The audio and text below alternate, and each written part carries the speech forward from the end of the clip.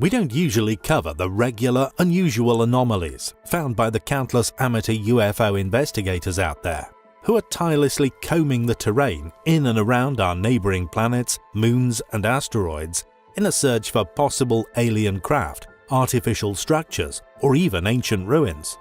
Although some of these formations can indeed be intriguing, they're often easily disregarded as mere natural formations.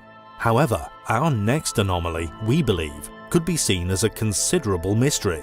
Since its launch on the 9th of March 2003, the probe explorer Hayabusa has completed several interplanetary flybys, traveling a total of 2 billion kilometers to arrive at an asteroid known as Itokawa, or more precisely 25143 Itokawa, on September 12, 2005, successfully carrying out numerous scientific observations of the asteroid since then.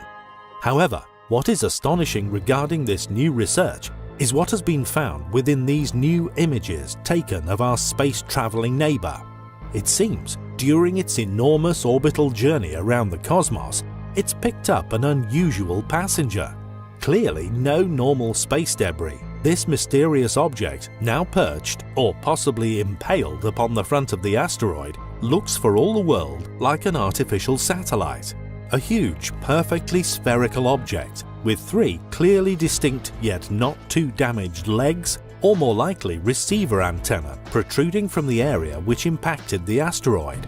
It's resting upon the so-called Woomera Desert district of the space rock, and was clearly not there the last time it was photographed. Could this object possibly be a satellite from an alien planet, maybe still active? Did the asteroid have an extremely close call with a possible alien neighbor, avoiding an impact we would have never learnt of?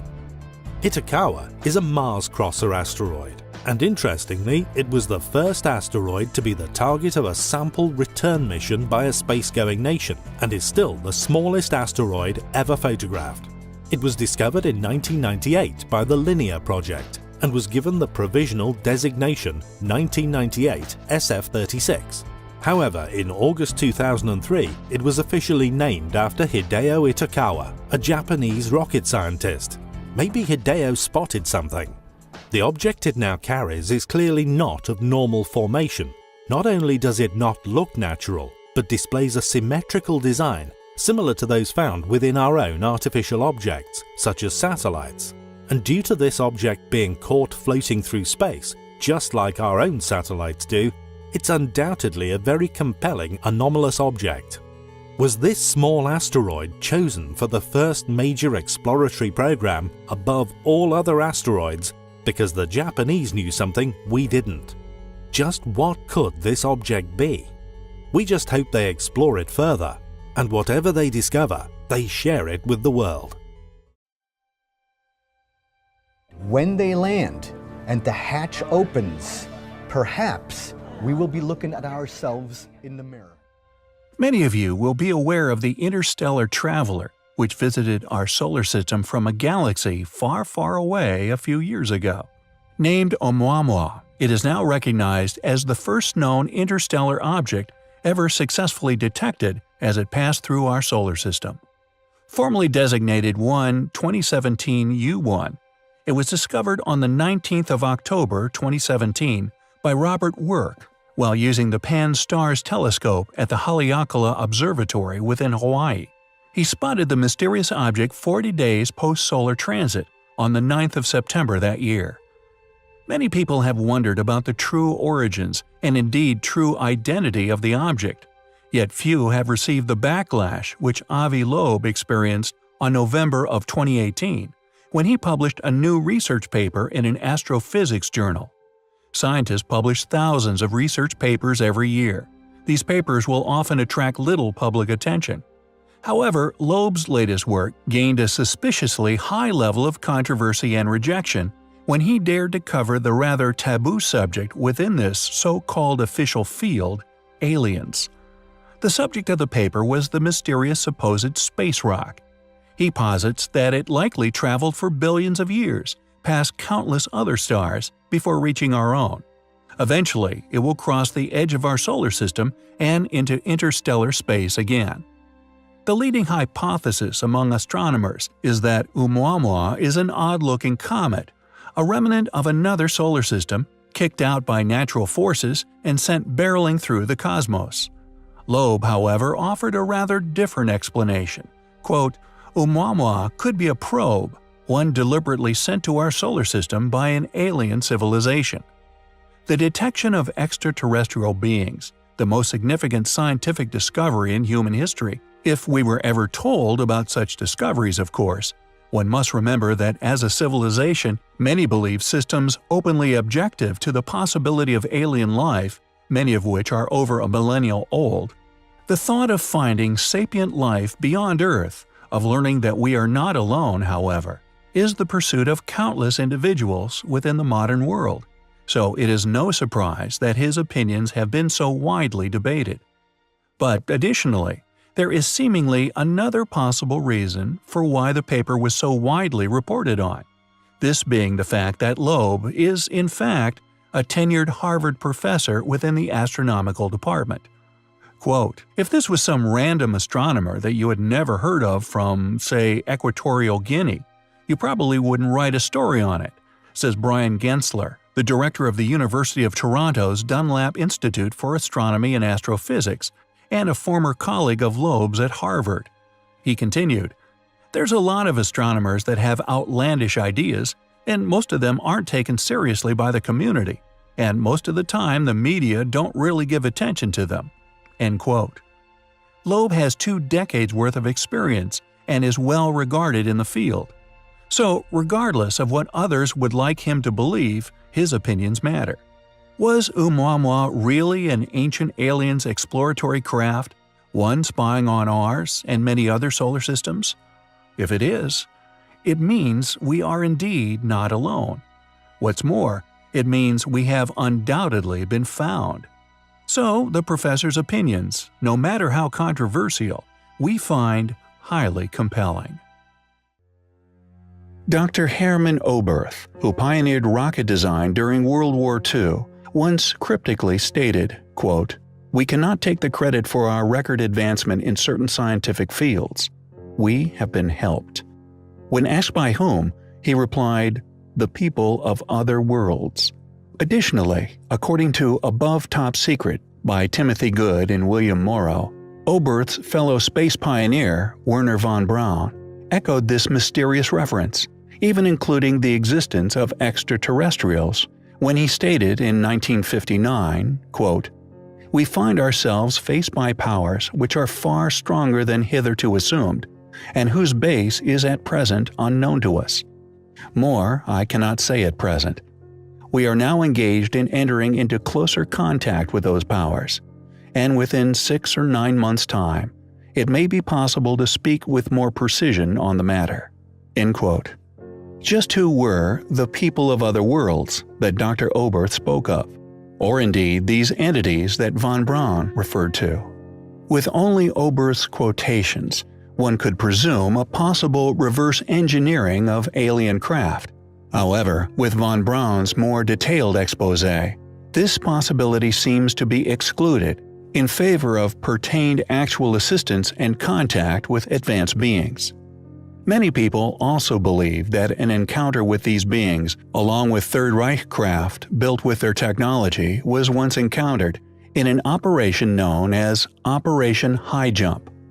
According to certain independent researchers, Richard E. Byrd, admiral of this operation, possibly encountered a hostile, formidable opponent, who he has claimed to have described as fighters that were able to fly from one pole to another with incredible speed. In reality, however, whatever Byrd's expedition experienced may never be fully publicly disclosed, as all reports, including Byrd's personal log entries, remain mysteriously classified. But the connections between these curious quotations, and indeed the rumored encounters by this classified operation, are certainly intriguing. Furthermore, Operation High Jump was originally organized by Secretary of the Navy James Forrestal. Interestingly, in 1949, Forrestal was sent to recover from a supposed nervous breakdown at Bethesda Naval Hospital. However, after allegedly ranting to staff about the Antarctic, UFOs, and an underground Nazi city. Forrestal was denied all visitors. Shortly after, he mysteriously died in a fall from his hospital room window. What did Forrestal know? Were his perceived delusional rants based upon reality? According to the legend of the German Vril Society, a secret remote viewing was held in 1919 at an old hunting lodge near Berchtesgaden. During this event, Maria Arsic, a self-proclaimed medium, presented her supposed telepathic messages, which she claimed to have received from an extraterrestrial civilization existing in the constellation of Taurus. It is reported that these messages contained instructions for building a circular flight machine. It is interesting to note that German Oriental scholars and occultists alike regarded such mystic teachings with complete seriousness, with well-documented, well-funded, diligent efforts put forth to discover and such individually proclaimed powers and their messages therein into viable technological realities. What happened in the Antarctic? Who were these people from other worlds that von Braun and Oberth spoke of? Did the Third Reich make contact with an alien or possible highly advanced, once ancient civilization, allowing them to engineer mystifying technologies? We find such claims, rumors, and fragments of evidence to support such possible realities highly compelling. An ancient clay tablet, buried away in the bowels of a British museum, has been quietly baffling historians for over 150 years. This cuneiform tablet has been long housed in the British Museum's archives under collection article number K8538. However, now known as a planisphere, it has nonetheless revealed a fascinating translation telling of an incredible story, one which described of an ancient comet impact with our own planet. Recovered in the 19th century, unearthed from the ancient library of King Ashurbanipal in Nineveh, Iraq, by Sir Henry Layard. After feverish research, specialists found that 50% of the clay tablet intricately referred to the position of the planets and weather conditions. Yet in addition, the other half of the tablet described how a massive object, large enough to be observed as it was still in space, was tracked as the inscriber witnessed it approaching and subsequently impacting with Earth. Museum curators explain, the Sumerian astronomer, it would seem, decided the event was of such great importance, he made tremendous effort to pinpoint its location in the sky, making an accurate note of the object's trajectory relative to the stars. Incredibly, from this remarkable skill, they claim they were able to pinpoint the precise comet, and it turns out that the object observed by the Sumerian astronomer was the asteroid that impacted Kurfürst, Austria. We find this astute research, the possibly successful complete decipherment of the tablet, not to mention its ability to allow us to listen to a witness story of an event thousands of years ago, is indeed incredibly fascinating. Has ancient alien technology finally been discovered within Russia? According to several talented UFO enthusiasts, along with a number of scientists, that is exactly what has happened. A team from Princeton University in America and the University of Florence in Italy have discovered a quote, quasi-crystal, so named because of its unorthodox arrangement of atoms, found within a meteorite from a remote region of northeastern Russia. This crystal, long thought impossible to be formed naturally due to being too energetically unstable and atomically manipulated. When the team discovered that the meteorite contained this mysterious, ancient, intelligently designed material, they merely moved the goalposts, simply stating that it can indeed be formed naturally.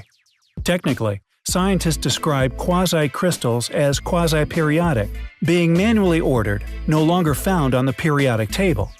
Although they exhibit a pattern that fills all available mass continuously, they lack what scientists and mathematicians term translational symmetry. Simply put, they are not naturally occurring materials.